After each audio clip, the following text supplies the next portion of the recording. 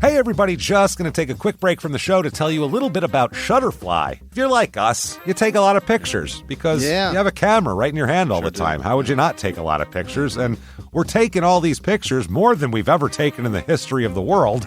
What are you going to do with them all? That's the thing. You used to get a solid picture, and then you'd look through them, and you could enjoy them. Now they're like back on your camera roll. You can't even find them. You don't want that. That's why the cool thing you need to do, and what I did, and I think it's pretty cool, is create a Shutterfly photo book. Oh. What I did, and you're going to enjoy this, Jimmy, because I haven't showed this to you yet, but took all of our pictures from being on tour this year. Oh. All live show pictures, us backstage, us on stage, doing all that stuff, and like some of the venues and things, and made a little photo book out of that. Also, they have free 24-hour designer service as well.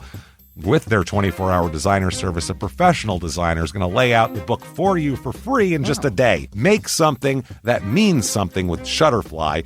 Enjoy 40% off orders over $29 with promo code SMALLTOWN. See site for promotional details. And now back to the show.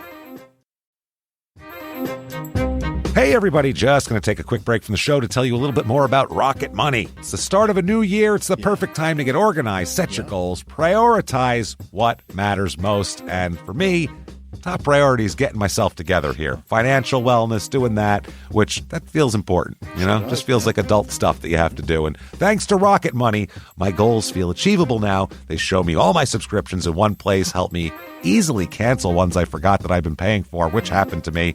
Absolutely happened to me. For years, I was paying for something. I was like, what is going on here? Rocket Money found it and saved me lots of money since then, because it's been a while. So they did a great job here. Rocket Money is a personal finance app that helps find and cancel your unwanted subscriptions, monitors your spending, and helps lower your bills so you can grow your savings. Rocket Money has over 5 million users and has saved a total of $500 million in canceled subscriptions, saving members up to $740 a year when using all the app's premium features. Cancel your unwanted subscriptions and reach your financial goals faster with Rocket Money. Go to rocketmoney.com/smalltownmurder today. That's rocketmoney.com/smalltownmurder. rocketmoney.com/smalltownmurder. Now back to the show. Did you know that parents rank financial literacy as the #1 most difficult life skill to teach? Meet Greenlight, the debit card and money app for families. With Greenlight, you can send money to kids quickly, set up chores, automate allowance, and keep an eye on your kids' spending with real-time notifications. Kids learn to earn, save, and spend wisely, and parents can rest easy knowing their kids are learning about money with guardrails in place. Try Greenlight risk-free today at greenlight.com/Wondery. This week, we look at Burlingame, Kansas, where one man's jealousy and rage ignited the anger of the whole town. Welcome to Small Town Murder.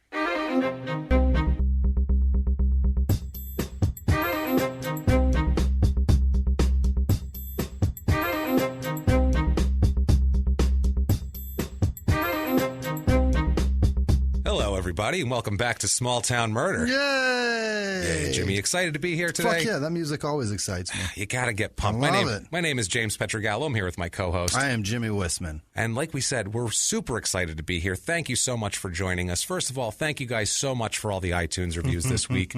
We can't thank you enough. That is our lifeblood. It keeps us on the charts. It keeps us going. We haven't fallen off once, thanks to you guys. Thank you, guys. I love saying that. I do too, it feels really. Good. It feels thank you, but it's all you guys, honestly. We can't do anything. We're a couple of comics. That's it. At this very moment, we still don't have a network, which might be changing very soon here, but we'll get into that at another time. That's not important right now. But for right now, we're just a couple of comics trying to put something out that we hope people enjoy. So thank you guys for spreading the word and all the iTunes reviews and keeping us out there. I hope you enjoyed last week, our Shirley Winters. Hell? I was baffled. I was so just straining to figure out what is going on in this person's head. I'm more interested in what's going on in the police department's heads, how they can't piece that shit together. Where are you guys at? You figure the first couple dead kids, it's a tragic, it's a tragedy, and it's so sad, and you feel bad for her. And then the third one, you're like, God, she has no luck. And then 3 more, and you're okay. And then 17 fires keep happening. And it's like everywhere she goes, at some point you just got to go, listen. carry some water with you. Everywhere she goes, piles of ashes and dead children show up. So, yeah. Terrible woman. Terrible, terrible woman.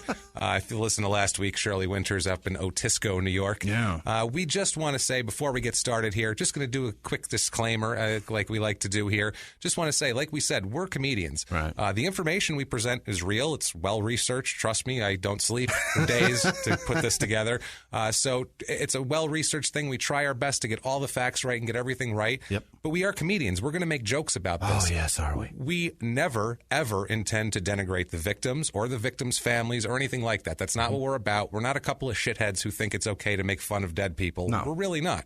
Honestly, we have families, we have children, we have the whole deal. So we're just trying to make sense of this and present it in a way that's not so gloomy and doomy. But Give you some entertainment. Absolutely. But if you are of the mind that true crime and comedy don't belong together, you should probably stop listening right now. Seriously, you should stop listening. Thanks for giving us a shot, but I don't think it's going to work out. It's like, you're not for me. No, it's like we're not for you. It's like a bad internet date, and you got set up, and the second you walked in, you go, that doesn't look that much like the picture, and I don't like this. If that's fine, we're okay with that. We're happy to part ways. We'll shake hands. But if you want to sit down and try to, have a good time with us and weave through the tale of misery and try to find some kind of fun in it and also hear a good story, then thank you for being here. This is your shit. You are on board, and we appreciate it. Without further ado, Jimmy, shall we? Let's do this. Let's do this. We are heading to Burlingame, Kansas this week. Okay. Sounds exciting, doesn't it? Sounds like flat. It sounds flat. It sounds like a place with a very dreary, carnival, doesn't it? Just sounds very brown. Yeah, there's just one carousel and a tilt-o-whirl that squeaks too much and it doesn't seem very safe, The zipper's not on par. A guy with one arm is operating it, and you're like, did he lose his arm? He lost it on this ride. On this ride, for sure. I don't want to be here. And he sued, and now he owns the ride, and now he is the operator of said ride. And he doesn't seem like he keeps it up to standard, I don't think. He can't grease it. No, he doesn't have two hands. He's just that's all right. That's why it's squeaking so much. That's the whole point. He needs to get some WD-40 in there, hire a couple more carny freaks, and get this thing moving. But it's in northeastern part of the state, basically, kind of eastern, central, a little bit north. What's east of Kansas? Missouri. Oh, it's okay. So it's is it like musty and humid? It's humid. There's tornadoes. Okay, the weather's terrible. It's no good. Chilly in the winter, hot as shit in the summer, lots of tornadoes. All right. Not a place where you'd go, let's go there for vacation. You know what I mean? It's 25 minutes outside of Topeka. Oh, all right. So if you can find Topeka on the map, I believe that's the capital of Kansas. That's right. So if you look at a map of the U.S., find Kansas. If you're from overseas, good luck. It's in the middle. It'll be a little star. This is right by there. Yeah, it's one of the square ones right in the middle. There, Nebraska. It really doesn't matter. It's all pretty much the same thing. Right. But, it's about 25 minutes outside of Topeka. Like I said, it's in Osage or Osage County. I don't know how they say it there. Osage. I'm sure that's the other thing, too. If we mispronounce counties and shit like that, we appreciate the tweets correcting us, but we really don't give a shit. I'm going to be honest with you guys. I'm doing so much research on this case. If I miss the pronunciation of a county that I've never heard of, I'm really not concerned with it. And I don't need to know it because I'm never going to say the name of it again, ever. I'm never going to be in Osage County, And it's Kansas, funny, ever. too, I promise because you that. the ones in the South, the ones in Kansas and in Texas, like that area of the country, Texans are fucking sticklers. They're like, that X is silent. They give a shit. Right, calm down. They really care. It's okay. It's zip code 66413, area code 785, to give you a little hint of that.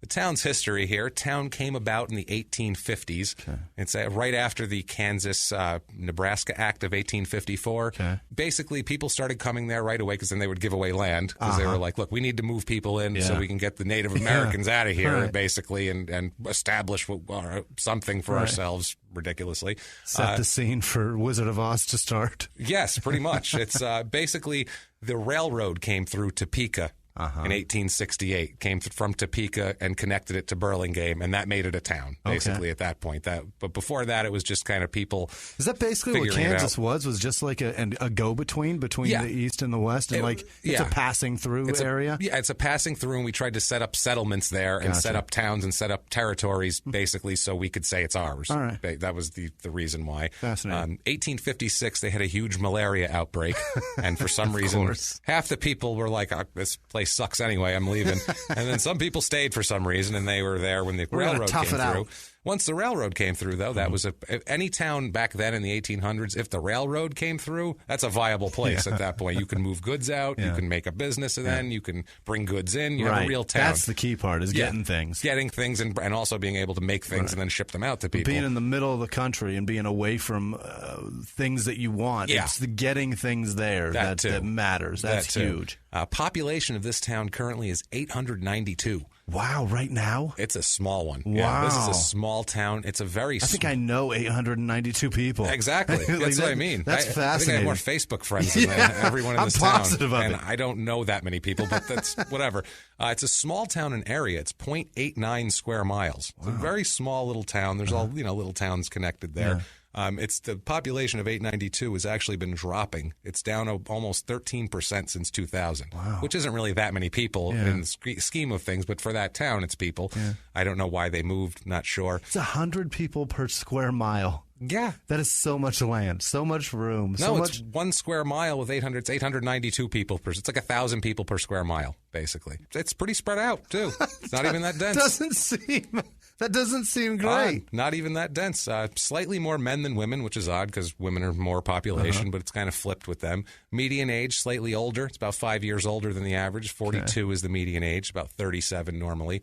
Average in most age demographics, less 25 to 34-year-olds than average. It's another one of these towns where the people kind of get out of college, that sort of thing, and they leave. They go far away where there are jobs. There's no room. I don't know if these people are just going to Topeka. I don't know, whatever. But it's really spread out. It's not condensed at all. Dense? Not at all. I saw the neighborhoods. They're just spread out. I'm fascinated by this. Not that much. I don't know why people. That sounds crazy. I don't know. A little more than twice the average of people in the 85 and plus age range. Okay. There's a lot of old people there. Right. And we're going to find, we're going to talk. We're going to see some of these old people. All right. We're going to hear from some and hear some unfortunate things that happened to one. The race and religion of it breaks down. It's 95.94% white. It's a very white town, as you might expect in Kansas. 62% is the average. 0.0% black. 12.24% is the average. 0.0% Asian. Not even a restaurant, guys. Not even one restaurant. 5% is the average. 1.16% Native American, which is more than the average, but you'd expect that there. 2.90% Hispanic, which is more than I thought. Yeah. Still way below, about 14% below where average is, but still way more than I thought. 97.10% non-Hispanic, if you can do that math. 40%. This is a thing that I found odd. I expected this to be a big into religion.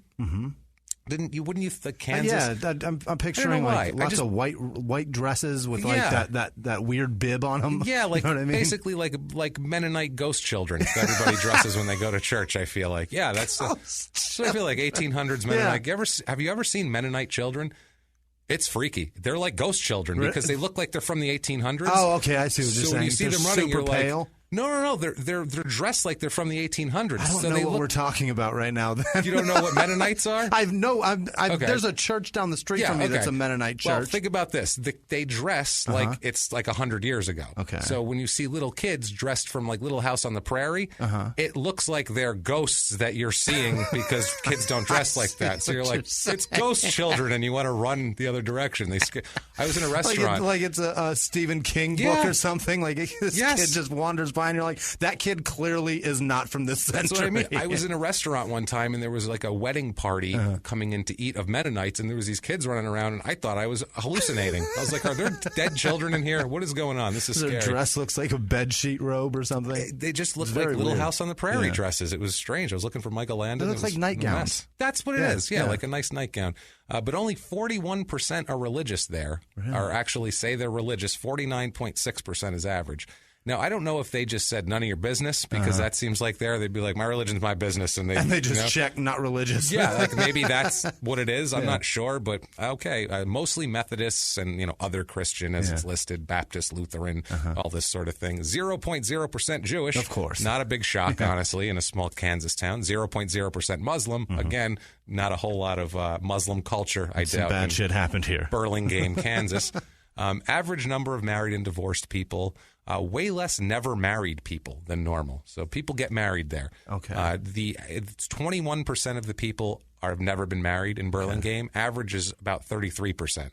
Is that right? Yeah. So they're A third of the country has never been married. Yeah, a third of the country has never been married. That's fascinating. It is. So 21% here. So people get married there. Yeah. They absolutely get married. Or if they're young and they're not married, they move away. Mm-hmm. The people that stay are married. Twice the widowed population, because there's so many people 85 and older, I assume is why. Politically, breaks down about 33% Democrat, 65% Republican. Okay. So that's about what you'd expect from Kansas. They go red every single year. Jobs there, 4.5% unemployment, which is lower than the national average. So there's jobs, even though there's not a lot of job growth there. Right. Average household income is about $32,000, which is $20,000 less than the national average. Grief. But it's okay because we'll get into the housing prices in a second. My favorite part, that housing report. I love the housing report. I'm like, what goes on here? How would you live here? A lot of people in this town make between $20,000 and $40,000. Okay. That's like a huge percentage of them. Only 0.74% make over $150,000. What percent? 0.74%. Wow, not even 1%. The average is about 10% make over that. Wow. So it's much lower here. It's because most of the jobs, it's twice the amount of construction jobs as normal. So it's a lot of not a lot of $100,000 jobs in construction. It's a lot of unskilled labor or that sort of thing. It's not a whole lot of that. 4 times the healthcare support work as normal. Really? 4 times. Well, I guess with the elderly people, many old. Yeah, old. Old. I was going old next to I was going with, well, I guess with elderly, and then you're old.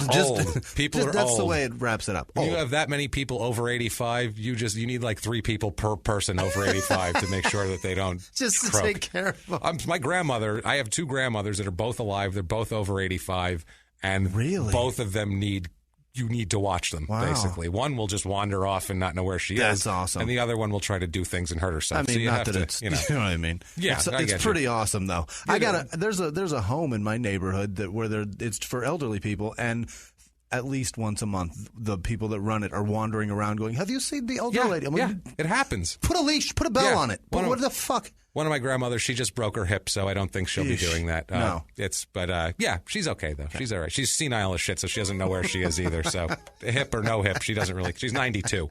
She's trying. She's like, I got one more. It's fine. One thing that's good, she forgot how racist she is, I think, right now. She's not as racist as I think she just forgot, honestly. Like, she forgot, oh, yeah, I don't mind Dominicans. Like, it's the weirdest thing. We're happy with that anyway, so good job, Nana. Good for you. That's awesome.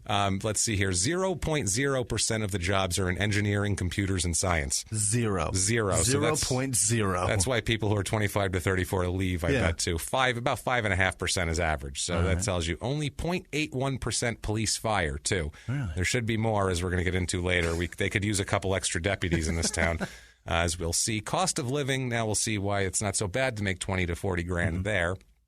100 being the average for cost of living. Say that's a set average for the country. Burlingame is a 77 in cost of living. Utilities are less than average.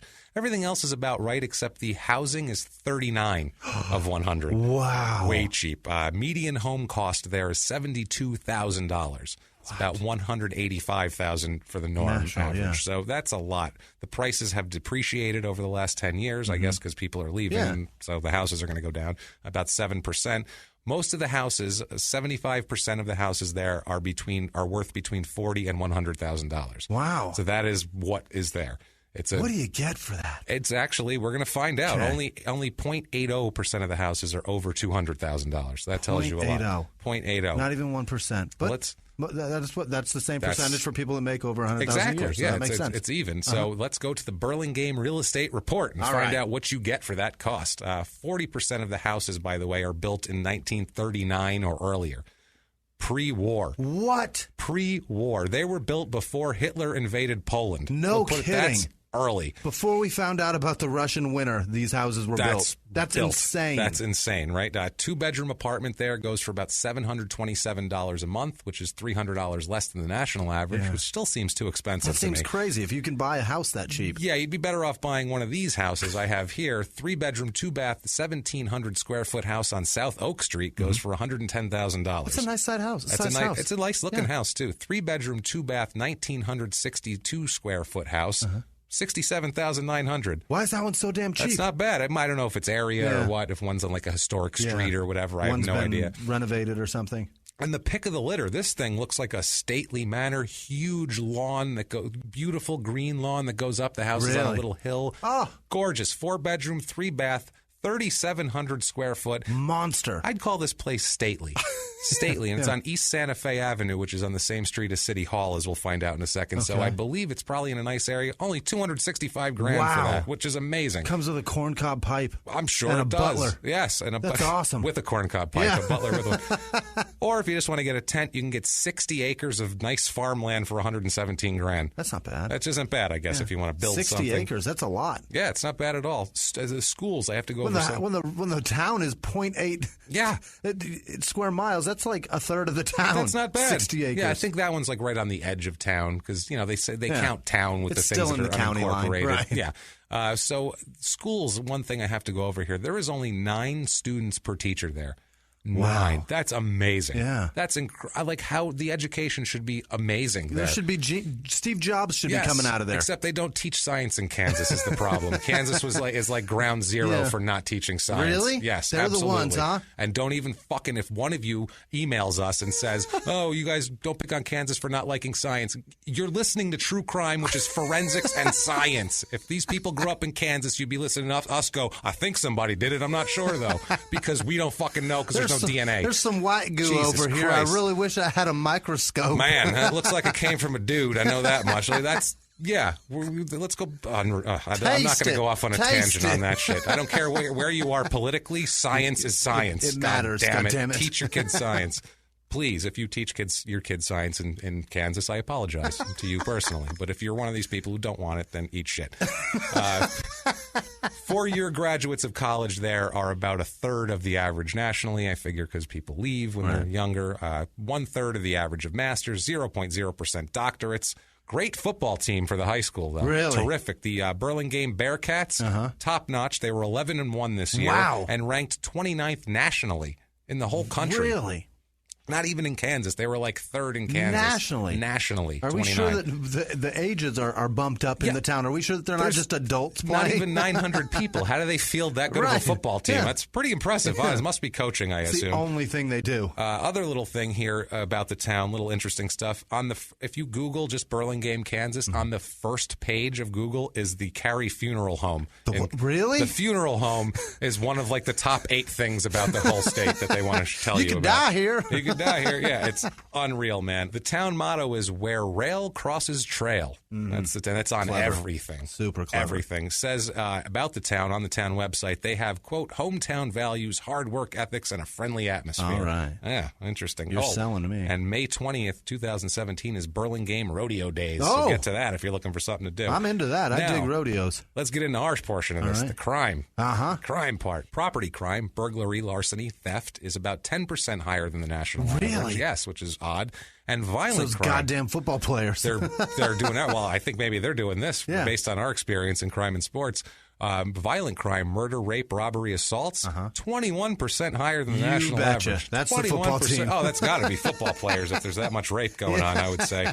That's just hazing. So let's get into a couple people who end up in Burlingame eventually here. Let's start off with Karen and James Kaler. We'll call him Kaler or Collar. I've heard it pronounced both ways. We're going to call him Kaler. Okay. James Craig Kaler. He goes by Craig, so we're going to call him Craig Kaler. Okay. Craig Kaler and Karen get married in 1986. Karen Kaler. Craig Jesus. and Karen Kaler. Yeah, that's rough. That's a rough one. Living in Kansas. Living in Kansas. Well, they weren't living in Kansas at this point. They're both from Kansas. All right. She is from Burlingame. He is from Meridian, Kansas, which is nearby. They get married in 1986. At the time, he's 23. She's 21. All right. So they get married. They're, it's a nice young couple. Young kids. And they have a good future in front of them. They have, like I said, married in 86, and they have girls in 91 and 93. Oh. They have a girl named Emily in 91, girl named Lauren in 93. About 1999, a son named Sean comes along. Oh, look at them. Nice family, right? Yeah. They live in Weatherford, Texas. At the time, Craig has a good job. He's like an engineer type guy with he works for the water and light department later. So he's got a good job, actually. He would later say that when they were in Weatherford, they had the perfect marriage at that time. which right away I know he's a fucking liar right there because nobody's marriage is perfect. No. There's not a perfect marriage because everybody sucks. Everybody fights. Everybody fights because everybody's an asshole. No matter who you are, what gender you are, or anything else, you're an asshole. So it's just no fun. No. It's no fun to base your life around somebody else's. It can be. It can be great. But if you wake up in the morning with the shit attitude, it's not going to be great. No one should say shit's perfect, is what I'm getting at. No. So anyway, 2006 comes along. They're still in Weatherford, Texas. They're a nice family, right? Looking good. Karen strikes up a friendship. She is working at a gym in Weatherford, Texas. Goddamn gyms. As a fitness instructor, Karen is, right? She meets a woman named Sunny Reese. I know where you were going with this. So I'm like, don't worry. But you're right, though, anyway. Okay. You're right to go. Right. They're both fitness instructors, Reese and Karen. So they meet then. They become friends. They're pals. Now, in 2008, leads into this. 2008, after what's described as years of interest in pursuing a lesbian relationship, Craig gives Karen permission. He says he wanted to let her get... what an idiot. He said he wanted to let her get it out of her system. Yeah. Of course, he tries to set up a three-way situation. Of course first, he did. Obviously. Yeah. And he tries to set it up with Sunny Reese and her because he knows them and he's like, well, maybe we can get this going. Maybe I can scheme on you to help me get my wife on board with this. Well, his wife is on board with a girl, just maybe not with everyone involved. Let's get your girlfriend on board, and then that's going to fucking convince you. So he's asking for a threesome, but just Karen and Sunny hook up, obviously. Yeah. So, Craig's left out here. Sunny said about the relationship that he knew about it. Sunny says, quote, Craig knew from the get-go and was very accepting. He agreed to everything. He was very pleased. That's what she said. Says that he told us. Choice phrase. That's right. Telling Karen to get it out of her system. Yeah. She says that he used to give both women roses at the same time. What he would an be idiot. like, he was trying to, He's so dumb. He's an idiot, He's this guy. He's so jaded. No, he's just trying to be possessive. That's what your dick does, man. That you're just, every guy is just like, I want to bang everything. Stop it. Just fucking just relax. Focus on one, you idiot. Relax. You got 3 kids. Calm down. Yeah, exactly. Why are you spicing it up now? It's not too in late. that way, too. Don't do it in that way. Rent a movie. Get a movie on the fucking, 10-year-old daughters. Go to whatever site and watch a porn, or I don't know, whatever you got to do. Drink a glass of wine, smoke a joint, do whatever you got to do. Like in there's a movie that's Analyze This from Billy Crystal. Drink a glass of wine, smoke a joint, but I figure it out. Figure out a way for you two to get along. This. It's terrible. But anyway, July 2008, he's telling her to get this out of his system because they're moving to Missouri anyway, and he figures we're going to move. We're going to leave her in the dust. It's no problem. We ain't leaving her in the dust. So, well, the thought of it doesn't get left behind. July of 2008. Real quick, going back, that was in Meridian when right? Kansas. No, that was in Texas, Weatherford, Texas. Okay. Yeah, was Weatherford when they had the perfect marriage? That's when they had the perfect marriage. Yeah, perfect marriage, because there's another woman that he's trying to fuck. Yeah, well, this was before the woman came in that he's saying it was perfect. And then he came in, and I guess he thought it was more perfect for a minute, and then it kind of went sour. It was going to get great. Yeah, he thought so. So July 2008, the entire Kaler clan moves from Parker County, Texas, which is Weatherford, to Columbia, Missouri for a job for Craig. Okay. It's a terrific job. He takes a job as Columbia's Director of Water and Light Department. Wow. Which is a really good job. He makes $150,000 a year, which, as we know, puts him in the top half a percentile in that. Not in Columbia, but still, he's the highest paid city employee in Columbia. So, I mean, it's a good job for him. And if you live in Columbia, Missouri, $150,000 goes a long way. Yeah. It really does. It goes a long way, and you can have a real nice life with your wife and your 3 kids. Right. And everybody can be happy. You can goes send a your long kids way to in just college. about any town. Yeah. Oh, really? But I mean, in the Midwest, in a smaller town, it's going to go longer than it goes in New York City or something of that nature. Right. Reese said to Sunny Reese, the fitness instructor, gal pal here. Problem. Yeah, well, they had a problem because the women were in love, is what she said. She says the women are in love. He gets mad about the whole thing, obviously. They're arguing back and forth. She's back in Texas, Sunny, but the wife and her, Karen and Sunny, are still keeping contact. She's still going back there to see her, that sort of thing. So in a text message, Sunny said to Kaler, quote, "She's only staying with you because it's best for the kids. She does not love you the way you think. Ask her and you will see that I am right by the look in her eyes." Oh, so God. She's calling him out. Like, look, she wants him to go away, basically. And Karen is starting to get tired of this marriage, too. Yeah. He's getting more possessive. He's getting more controlling. As we see here, as it comes up to New Year's Eve of 2008, almost 2009, but December 31st, 2008, Craig and Karen, they have a big fight. Okay, a huge fight, and this reminds me of OJ a lot. It really does, because this is OJ, the main physical. There was some physical abuse, but they had a huge blow up. OJ and Nicole. Not that this is about OJ, but on a New Year's Eve of like 1989. So that was kind of the catalyst for it to really unravel. Volatility. For it to really unravel from there. So this is the same type of thing. They have a fight. They're both drunk. They're at a party. They have a huge fight. They end up out in the street having a physical altercation. Really? It escalates to physicality. Unbelievable. Craig ends up pushing. It's a fight over Reese, too. They're arguing about her, obviously. Yeah. It's even creeping into, well, he's drunk. So at this point, this is when he's bringing it up. Like, hey. Are there friends around? Oh, yeah, it's at a party. Oh, he's saying some horrible things. Yeah. So that's why they go outside in the street. Yeah. So now they're fighting in the street like, I don't even know what, like complete hooligans now. Like a woman that wants a lesbian relationship and a man that wants to keep his wife? I was going to say, they're not really fighting. He's fighting and she's trying to get away from him. Right. So it's not really fair to call them hooligans. It's mainly her going, leave me alone, and him going, hey, come back here, and harassing her. So stay with me, and she's saying no. Yes, so eventually he pushes her pretty hard, and she falls down and hits her head on the street, which is not great. No. Yeah, not a good move, asshole. Next day, Karen tells Craig that she's leaving him for Reese on New Year's Day. So happy New Year, asshole. Why are you leaving? There's asphalt in my fucking skull. That's why. You see that? I have little pebbles in my hair still. I really want to get out of here. My forehead's still black. I can't wash it off. Horrible. So January, I have oil on me from the road. January 2009, unbelievable. You can't. I don't know why. I don't ever understand this too. Why do men go to the physical? Why? Because it's the last straw. Listen, in this situation, I get it. I'm trying to understand. I guess. He feels so fucking small at this point. Yeah, but he's a Midwest guy move on, man. That's losing his wife to a woman. But still, that's gotta hurt so bad. You wanted it. You pushed for this. You know what? You're not Take wrong. The responsibility I'm of just it. saying I see it through his eyes. I can see. I'm not agreeing with him. No, I'm just saying I understand. No, I understand where. But still, it's but like. But you don't hit. That's the thing. I get his feeling. Yeah. The feeling like that, but the reaction to it and the actual activity that he does. It's a crazy reaction. Is insane. I've broken so many walls and doors being mad over girls. I've never punched a girl in the face or pushed her down or hurt a woman. Good. Glad to hear that. I've hit some I don't things. want to do any definitely stories about hit some things. So good. So Karen at this point fears Craig. Yeah. Clearly, she believes that he was hacking into her email. He thinks he's spying on her, which he probably is. Yeah. He's checking her phone. He's doing all sorts of things like that. So in January 2009, the things he's read. Oh man. Yeah, that's got to sting. So January 2009, Karen files for divorce.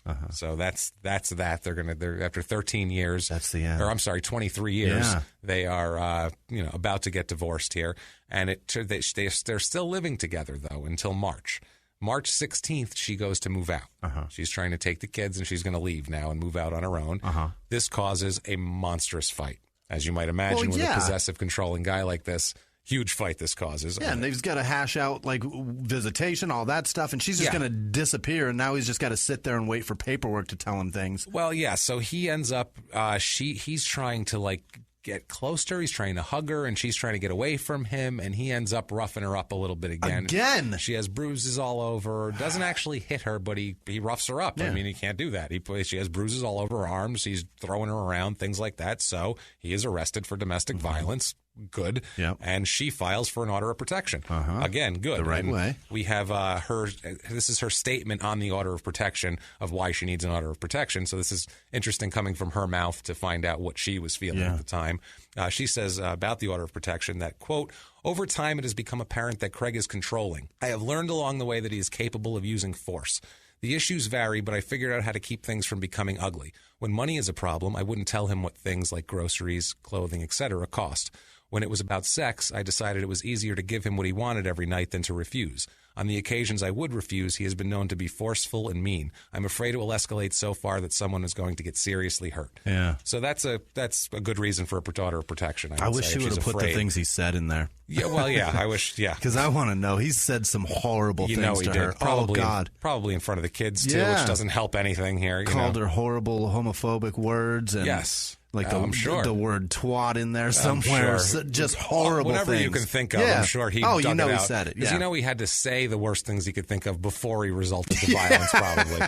He said all the shit Yeah, he if could he put think, his hands and then on he was her. like, Right. that didn't work, I guess, and so I'm going to go after her. He's I don't just know. trying to make her feel what he feels inside. That's Apparently. So in September, well, he's about to feel worse because in September of 2009, because of his domestic violence charge, the Water and Light Department fires him. More accurately asks him to resign because it looks bad for the city that their director of a department and the guy with the highest paying job. salary is going to go to pay a lawyer for his domestic abuse charges.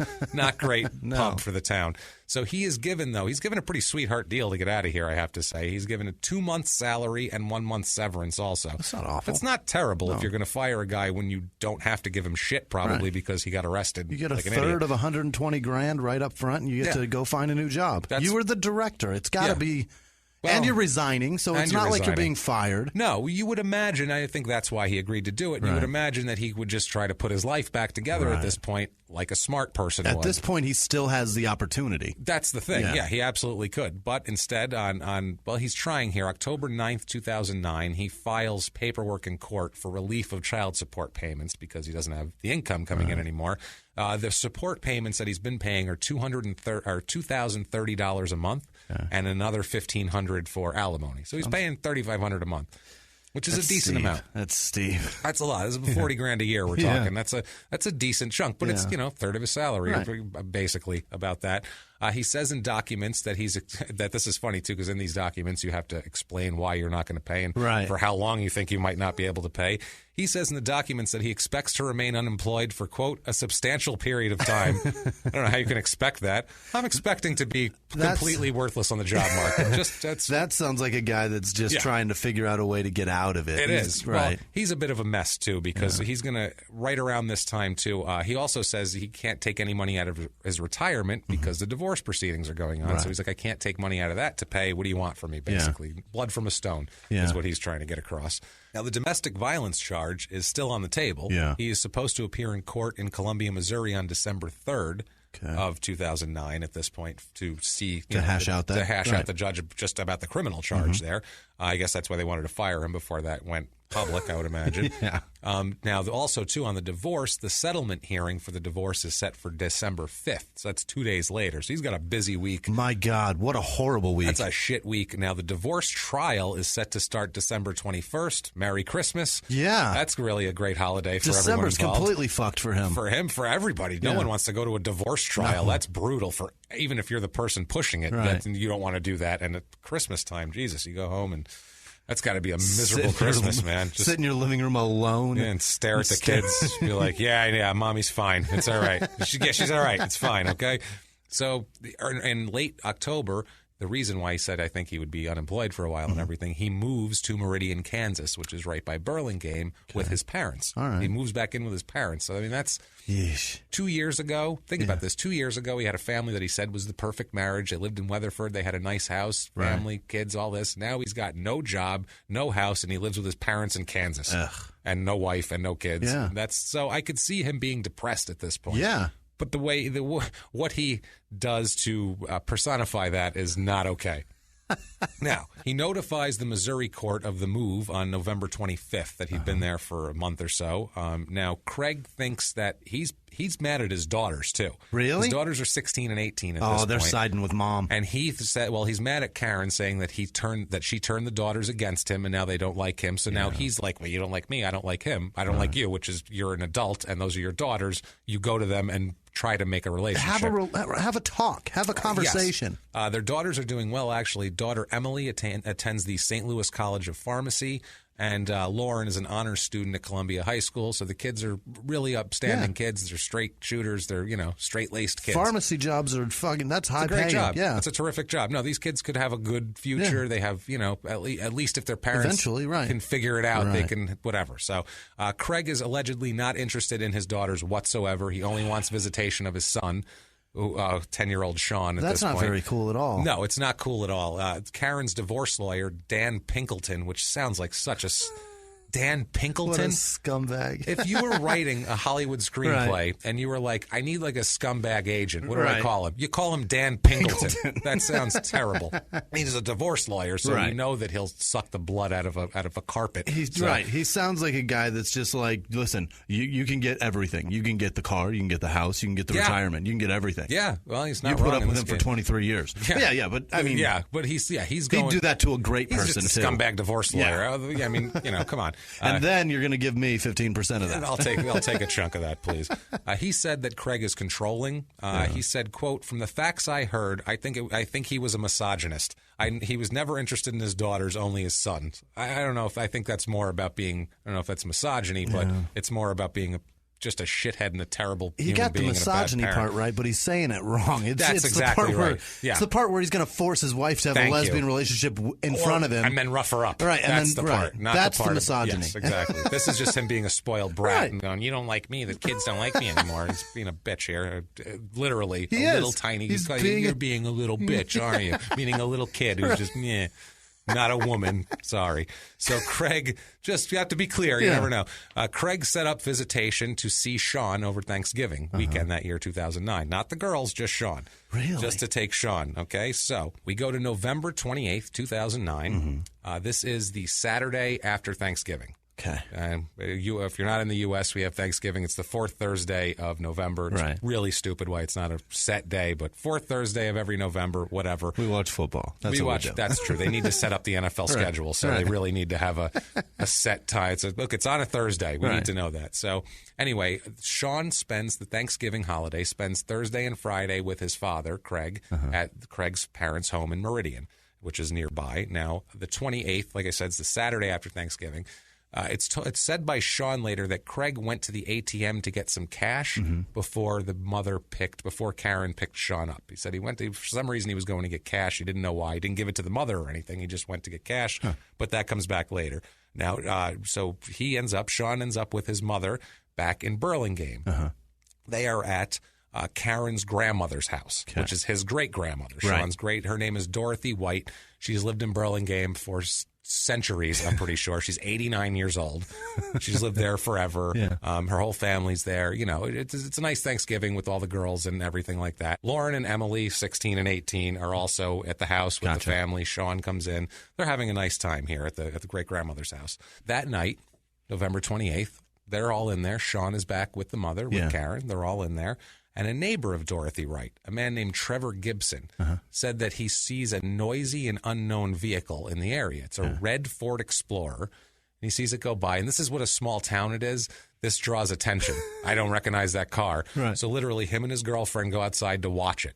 Really? They literally go outside to watch it. It's a thing you do in a town when you don't recognize it. Good in this case, but normally it's that's fascinating. Yeah, it's really imagine that's what you're doing. What are you doing tonight? Waiting for a car? Waiting for a weird car to drive by. Might show up, might not. Just going to watch it. It's a mystery. It's a mystery, and we're going to undertake it tonight. We're going to crack the case. Let's crack the case. So he sees the car park about a block from Dorothy White's home. Gibson watches a man exit the vehicle and walk down the road. This piques suspicion like you would not believe. He is. The Joker is in town at this. Like they're freaking out. They literally go up to the vehicle with a flashlight and look it over. What? Yeah, they see it has Missouri tags, so they're like, okay, it's an out-of-stater, which makes him even more suspicious now. Forget about it. Gibson eventually says, quote, "We thought that person was stealing." That's how small town it was. They see a car, they're like, he's going to steal things. That guy steals. He has to. He's from Missouri. They all steal in Missouri. Sounds like he needs a catalytic converter. I hear it. Yeah, it's loud. He needs a muffler on there. So he calls Burlingame police, this guy. What? Not even just looks at it and goes, well, that's queer. We'll see what happens. You know what I mean? Like, write all this down. Yeah, that's funny. But no, he actually goes and calls the cops. He calls Burlingame police. But it's such a small town. They have 0.81% police and fire that he cannot get a hold of anyone at the police department. The cop isn't sitting at his desk to answer the phone. No, I just picture him with like his feet up on the desk and his hat tipped down and he's like snoring. And then the phone's ringing. He's snoring, a little hat going. That's it. Yep, just going away. So he most people would give up at that point. Yeah. They've really gone above and beyond. Did they drive to the fucking station? No. They called the Burlingame utility department to see if they knew where the cops were. What? They're like, you seen the cops around? They're like, I don't know. If they tell them, call 911, jackass. What are you calling us for? We work on lights and gas, so we have no idea what you're doing. He calls 911 and he's told that there's nobody in the area to come right now, but he should keep an eye on the vehicle. Yeah. You keep an eye on that. We'll get Sit there as soon put as your feet possible. up. We'll be there sometime tonight. They could use a deputy or two in this town, as we said. So Gibson and his girlfriend, Michelle Davidson, said right after that they hear gunshots. So now they're really... So much for stealing. Now their interest is piqued, obviously. A little while later, Gibson sees the man from the Ford Explorer walking back to the Explorer with something in his hands, an object in his hands. He says they yell at him, hey, stop right there. And Gibson runs over with his flashlight. Who is this guy? Wow. He is nosy and ballsy, too. Yeah. You don't know what he's got in his I'm hand. not doing that ever. No, I'm keep an eye on it. Yeah. He drove down that way when he left. I don't fucking know. I'm writing like crazy right now. That's what it. I would be That's all. doing. You got Writing the down tag all number. kinds of information. You got the tag number. What more else is there? It's You've done your job. 2009. You've got cameras at this point. Take a picture, man. Take a picture. Exactly. You've done your job. Yeah. Go back in your house and put out of Wheel of the way. Fortune on. What are you doing? So he yells at him, goes up with the flashlight. Man puts the object in the back seat and drives away, ignoring Gibson. So that's shady. Weird. I would say. Yeah. That's not normal in this town. No. So what ends up happening is an Osage County Sheriff's deputy, Nathan Perling, is dispatched after to check out the suspicious vehicle. Right. He's sent out there, and also there's a call from a young boy saying that there's been a shooting too, but he doesn't know where that is. That's in the area, but he's here to check out the weird car. He just heard that on the radio also. He's here to check out the weird car. So he's saying, that happened. So basically, at that point, too, it's called out to him to check on Dorothy White's home because there's a life alert. Oh, boy. You know, life alert bracelets? I've fallen and I can't get up. She has one of those. Really? And she's fallen and she can't get up. And so she alerts them. It's just dinging. It's dinging. And also, too, they record some audio because you say, like, what the problem is. Yeah. You know, I've fallen and I can't get up. They hear that. You know what I mean? So anyway, he is looking for the Ford Explorer. And he figures at this point, suspicious vehicle, shooting in the area, probably related. He calls it in. There's Ford Explorers probably related to that. They do that. He informs the truck is involved. Everyone's looking for the Ford Explorer at this point. He goes up to check on the life alert status, but doesn't know what's going on because he heard there was shooting too, Deputy Perling. So Deputy Perling grabs a rifle and gets in a position behind a tree in Dorothy White's front yard just to see what's going on. Doesn't hear anything, so he makes his way up to the front porch, and he looks in the window, and he sees Dorothy White, 89 years old, sitting in a chair in the front in a recliner with blood all over her. So he said, I forced my way inside, obviously. He wants to help this poor woman. So he enters into Dorothy's home and sees her in a recliner, holding her stomach, attempting to nurse a gunshot wound in her stomach. Okay? What a terrible sight. Terrible, an 89-year-old woman. An 89-year-old woman with a gunshot wound to her belly. In her own home, too, especially. You know, she probably had a nice little old lady nightgown on. Like, I feel bad for her. So probably, like I said, I have two grandmothers. So I hear if someone shoots an old lady, I'm like, you son of a bitch. What kind of dick? So he says, Deputy Perling says, quote, I stopped and looked at her injuries and told dispatch that we needed as much medical attention as we can get. Yeah. Luckily, there's twice the health care in Burlingame, but not enough fucking cops, clearly. But they have that covered. They all send the health care that we've got. Send them all. They send the cavalry. Help her out. Yes. So as soon as another deputy arrives, that's when Perling starts searching the house because it's not safe to go on his own. He doesn't know if there's somebody waiting in there to ambush him. Right. So he waits for another deputy to cover him. If this guy will shoot an old lady, you don't know. A deputy doesn't matter to shit. Exactly. So he literally stays right by Dorothy until another deputy arrives pretty quickly after that. Once he calls in, hey, this is going on. Then all of a sudden it's urgent. The guy, who knows, that other guy, Gibson, calling in suspicious truck. He might calls do that. Shit every That's what I mean. They're like, week. Is it fucking him again? That's why they didn't answer. I bet they had him on caller ID, and they're like, I'm not taking his call again. It's a suspicious truck. It's the guy down the street got a new car. Stop it, you asshole. You know how many things we investigate for nothing over this idiot? So somebody's driving their combine down the street. Get over here fast. This kid's on a four-wheeler. Come on, hurry. And they're like, no, we don't care. So, I'm pretty sure this kid on his bike's going faster than 25. It seems like it. I ain't got a have a laser gun or nothing. I think that's how fast it's going. So the Deputy Perling, begins to search the house to see if it was clear. Yeah. He goes into the kitchen and he finds Karen Kohler. or Karen Kaler, lying on the kitchen floor with gunshot wounds.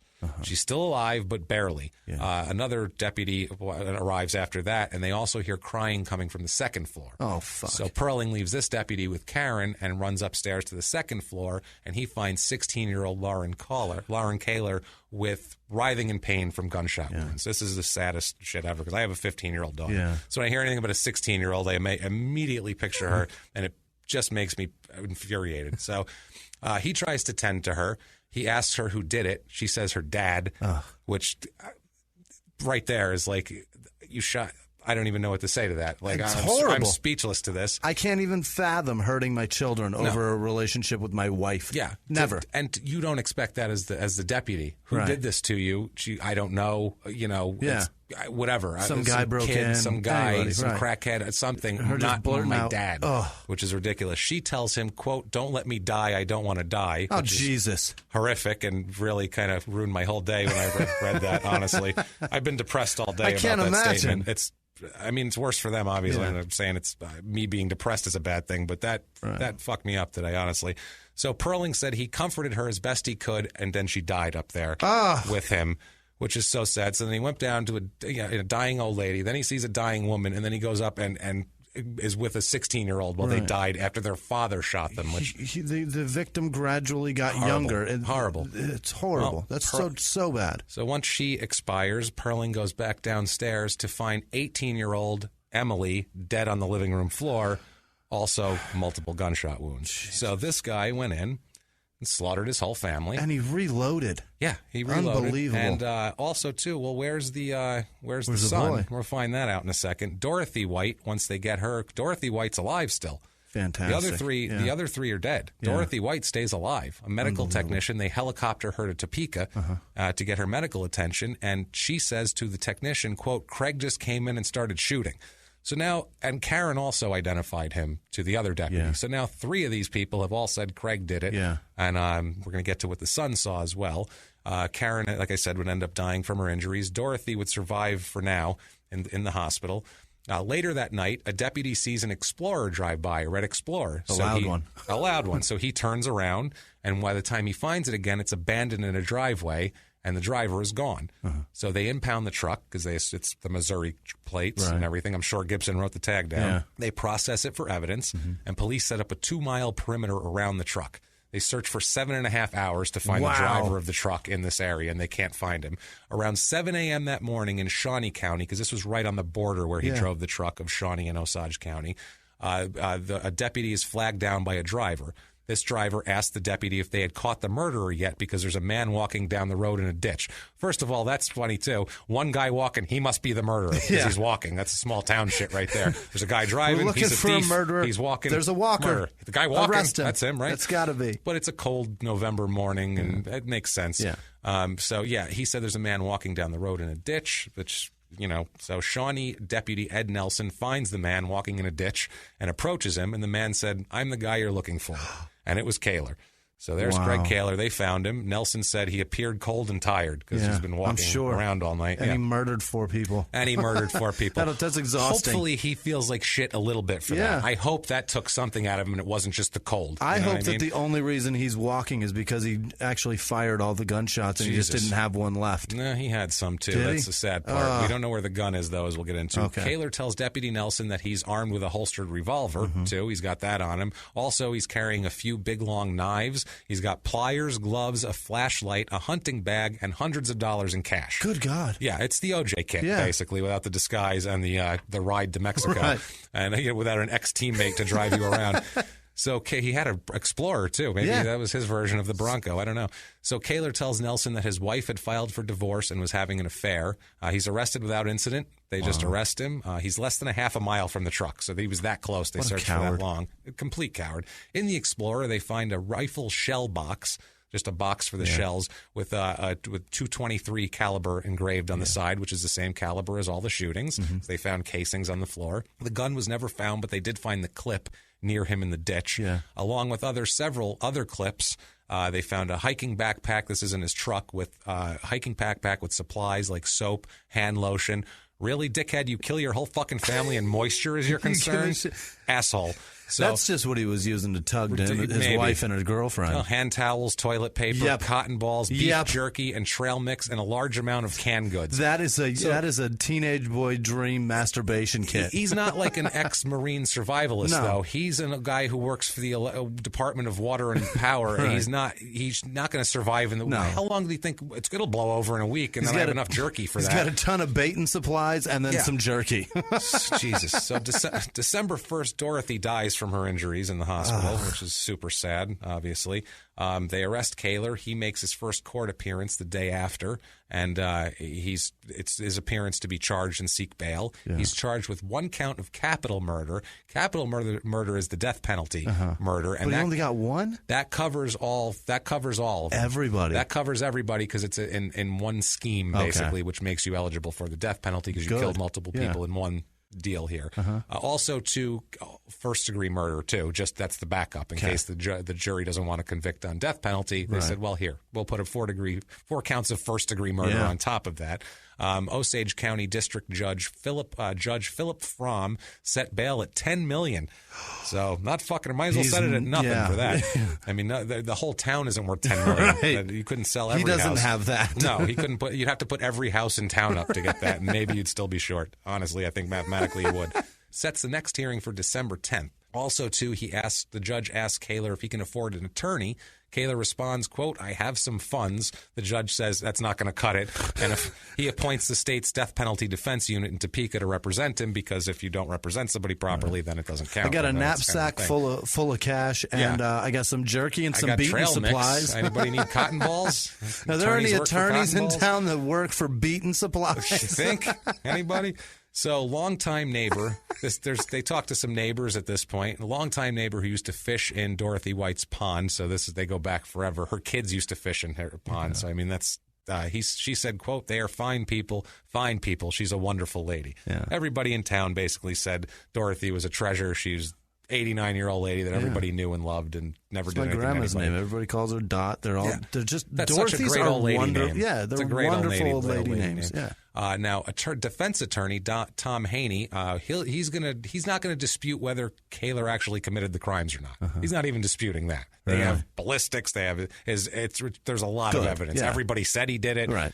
Anyway, so he instead will try to show that his client was not sane during the killings. Okay. He accuses Sonny Reese of wrecking his family and driving him, quote, to the tipping point. No. He ruined his family. Yes, by trying to. This is what happens, fellas. He knows. Just so you know. Now, Karen's attorney, the divorce attorney, Pingleton, the fucking scumbag here, says that Reese and Karen were in love. Yeah. That's because he's testifying in this because he knows a lot about the proceedings, and she's dead, so it's not really a thing anymore. Now, they go to trial August 5th, 2011. Sean, who's now 12 years old, 10-year-old son, he testifies as to what happened that night because he's the witness to all this. He says that he went instead to stay with his dad. His dad went to the bank. Sean went back to Dorothy's with his mom. Sean says he and his mom had found some old coins in Dorothy's house, probably from when she was younger or whatever, and they were cleaning them in the kitchen sink. They were using, solution to clean them. He says, quote, my dad came in through the door and shot my mom. I just heard her collapse on the floor from the shot. So he was asked if he saw where she was hurt, and he said, I just caught a glimpse. I think she was holding her leg. This kid is 12, and he's holding it together in court, talking about his mother being killed in front of him. So this kid is strong, and I really, really got to give it up for this kid because he is tough. Sean says that he then ran outside to save himself. He said, quote, my first thought was to go back inside and get a phone. So I was trying to find a way to get back in. I started to open the door and saw my dad go by again, so then I closed it. Yeah. Which makes sense. He's afraid. His dad's got a gun and he's shooting everybody. If you're not afraid of him in your personal time, in your personal life, and you see him murder your mother, you're going to be scared. You're going to be a little off by that. When you're 10. Yeah. Sean said he heard about 1 or 2 more shots and then decided to run to a neighbor's house. He's like, I'm never getting back in there. He runs to a neighbor's house. No one is home. There must be at the Burlingame rodeo days. They're not there. So he runs to another house, and he says, quote, I told them to call 911 because there had been a shooting across the street at Dorothy White's house. I told them my dad had shot my mom, my sisters, and my great-grandma. Like, Jesus, that's poor fucking kid. It's the worst. So Sean describes the gun. He knows all this shit. This kid is Good kid. slick, man. He described the gun used by his dad as a .223 caliber that he'd seen his dad use once when they lived in Texas. Wow. He said he knew guns because his grandfather, Craig's dad, had recently taken him hunting, deer hunting. Awesome. So he knows his guns, and that came in handy for him. The defense tries to object to the testimony of the medical tech that Dorothy talked to, saying that, Craig came in and shot us. He said they're trying to say it's hearsay, but the judge admits it, saying it's a, quote, dying declaration, which is actually a legal term. Absolutely. She thought she was going to die, and she was making a declaration. So it's not hearsay at that point. No. She's saying, I'm telling you this because I'm not going to be able to tell anyone. Hearsay, I heard it from her goddamn mouth. Yeah, well, that's, normally that's not allowed unless they know they're dying. Gotcha. There's even a specific thing where they'll split hairs and just as to whether someone knew they were going to die or didn't know they were going to die to see whether it's legal to put it in. It's crazy. Okay. So in addition to Sean, Lauren, Dorothy, and Karen all identifying him, also Kaler's blood is inside the home. A jacket is found outside Dorothy's home with Kaler's business card in it, just in case. Here's my phone number too, on top of my blood and my shell casings and every other piece of evidence I could possibly leave behind at a crime scene. That. Plus the neighbors seeing him there, the truck. I mean, you could. It's airtight. Right. It is. You're fucked. Slam dunk. Yes. So at trial, and you said, "I'm the guy you're looking for. I'm the killer." Yes. He didn't say I'm the killer, but he said I'm the guy you're looking for, which you can take that as pretty much an admission of guilt. Now at the trial, the recording from Life Alert is played. And they ask Sonny Reese for some reason if she can identify who the person was. And it's Lauren, she says. She recognizes Lauren's voice. And Lauren says, quote, "Somebody is going to kill us. He's in the home." That's what they hear screaming, her freaking out. So that had to be horrific to hear that in court from beyond the grave for the whole family. Reese also testifies that Craig didn't bring the women together because the divorce attorney had said that Craig got the women together. And she said, no, we met before that. And whatever. That was Pingleton's story because that sounded better for divorce court. Yeah. That's what that was. Yep. She said, no, that doesn't matter now. That's how they get all his stuff. Yeah. She said she wanted a threesome like we had talked about. Pingleton said that, quote, Karen indicated to me that Craig wanted to bring another partner into the marriage. She indicated to me that Craig wanted to do a threesome. So that's it there. In court, this is all in court. It says that the women left him out and conducted a lesbian relationship in front of the kids, which he was pissed off about, which he wouldn't have cared if he was involved. Right. A psychiatrist said that Kaler was, quote, severely mentally impaired at the time of the killings, which I don't really care how mentally impaired you were.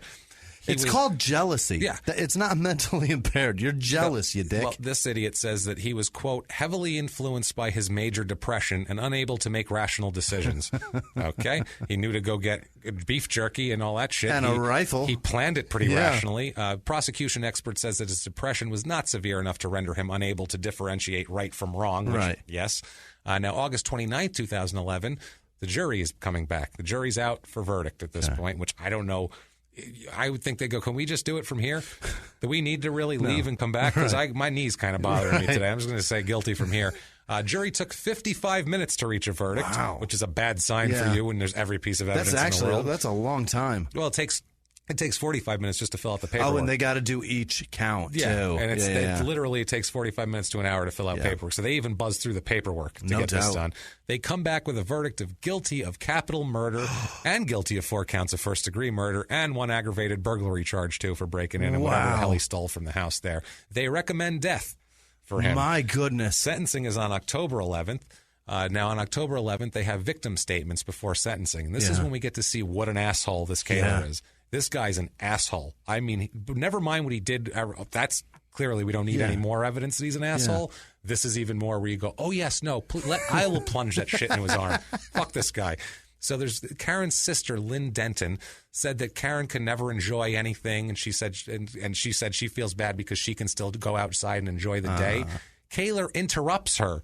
In the middle of her statement, yells out, quote, a beautiful sunny day outside. What? Now, keep this here. Now, she talked again, so they shut him up. She talks again about getting to see her nieces on Halloween and Thanksgiving and a trip they took to Riverwalk in downtown Wichita. And Kaler interrupts again, saying, and with sunny, too. Don't forget that. So that's why he said a beautiful sunny day outside. Oh, gotcha. He keeps saying her name. But he's doing this over victim statements. What a jerk. The worst thing you can do it all revolves around attack him a victim. Being jealous. That's all it is. Denton said, quote, her sister, there are no words of how deeply I hurt because of these tremendous losses. I loved Grandma White, Karen, Emily, and Lauren very much, and I will miss them until my end of my days. Sean Kaler, the son, wrote a note that said, this is so sad, too. He said, quote, I do not want my dad to receive the death penalty because it would be hard on my grandparents. I do not want my whole family gone. Which, of course, he doesn't. He's not wrong. No kid wants their parents gone. But, yeah. I mean, your dad sucks, kid. Your dad is a pile of shit. Judge Philip Fromm said, quote, the court at this time for the crime of capital murder will sentence the defendant to death under the law. So take a hike, asshole. Kaler attorney Tom Haney said, quote, it was totally anticipated today. There's never been a Kansas judge who overturned a jury's recommendation for death. So that's just the way it is. The jury recommended. Now, he goes through his appeals, goes to the U.S. Supreme Court. That gets tossed out. Yeah. Go fuck yourself. Basically, what they're doing now, in December of 2016, it went to Kansas Supreme Court because Kansas has had a weird thing about striking down death penalty cases. They struck down a bunch in 2015. Really? And the people got super pissed off and started voting out these judges and trying to have recall elections for these judges because they were super pissed off about it. So because they had some problems in the way they hand out the death penalty in Kansas, like everywhere else. Yeah. So basically, they're sitting around now waiting for a decision on this. There's Kansas judges out there that are under super high pressure. And they are scared to death of losing their job. So they assume that because there's like 3 executions on the docket that they're reviewing, and his is one of them. So we expect it to stand so the judges don't get voted out. No date is set for the execution yet. That would come after this is done. Yeah. And hopefully, very soon, they will kill this asshole.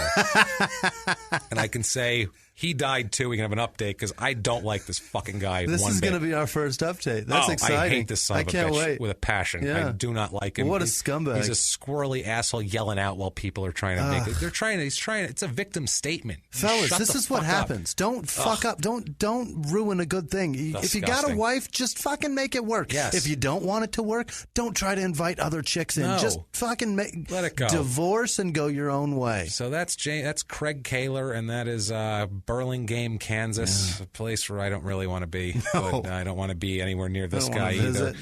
That's small town murders case for the week, that's guys. all I would think about if I ever visited that town. It's so sad. How could you not? There's nothing else there. How Christ, do you live there can see the house from the whole town. Yeah. Oh, there's that house over there. It's only 0.89 miles. Yeah. If you like this, what you hear here, please give us an iTunes review. 5 stars would be wonderful. Tell us you like us. Tell us you like, I don't care, broccoli. It doesn't matter. Just give us the 5 stars. It really helps us out on a business end, and that would be the thing you can do for us. Also, if you'd like to make a donation, you can go to patreon.com/crimeinsports and make a donation there. That's our other podcast. Yep. We just keep it all on that to keep it simple. It all goes to us. Also, if you want to make a one-time donation, our email is crimeinsports@gmail.com. You can do a PayPal through that.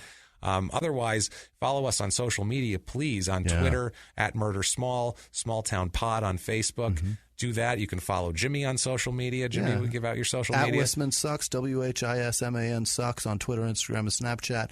And you guys were amazing this week. Thank you so much for interacting and chatting. And we're going to do a boatload of shout-outs next week. We really are. We just had a long case this week, so we don't really have time for them. But we want to plug for it. We want to keep this in the hour range, so kind of a lunch break podcast. Right. So you can check that out. But please come back. Check us out again next week. We'll be here. You can follow me also @JimmyPIsFunny, or you can be adventurous, try to spell my last name. Good luck. Look at the show description. You can find me on Facebook or whatever.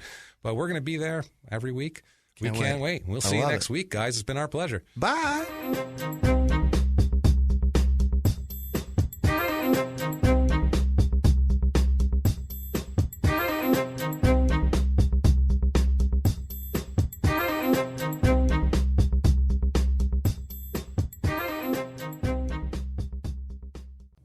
If you like Small Town Murder, you can listen early and ad-free now by joining Wondery Plus in the Wondery app or on Apple Podcasts. Prime members can listen early and ad-free on Amazon Music. Before you go, tell us about yourself by filling out a short survey at Wondery.com/survey. He was hip-hop's biggest mogul, the man who redefined fame, fortune, and the music industry.